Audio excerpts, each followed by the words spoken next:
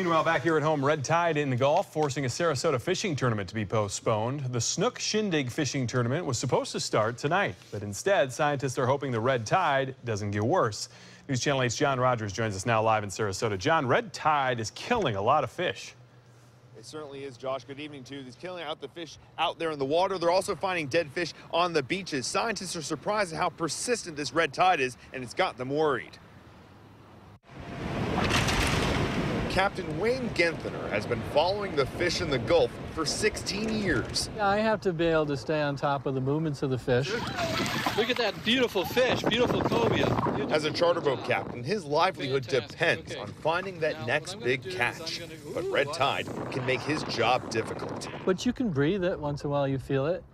And you'll see some dead fish floating that died someplace else. The harmful algae kills fish, and in recent weeks, Mote Marine Lab has found large numbers of dead snook. So officials canceled this weekend's snook fishing tournament. You know, we haven't had a red tide event like this for years.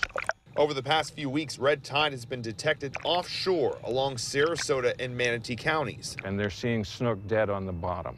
So the last thing we want to do is put more stress on that fishery at a time when it's struggling. Officials are hopeful that the red tide will be blown offshore. Otherwise, it can cause more problems. Well, if it continues and it increases, we're going to see greater numbers of fish dying.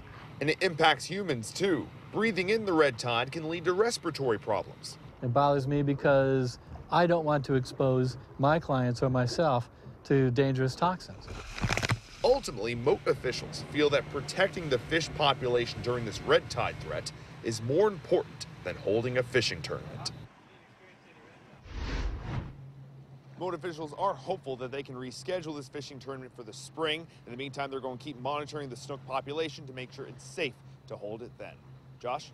All right, John Rogers live for us in Sarasota tonight. Thanks, John.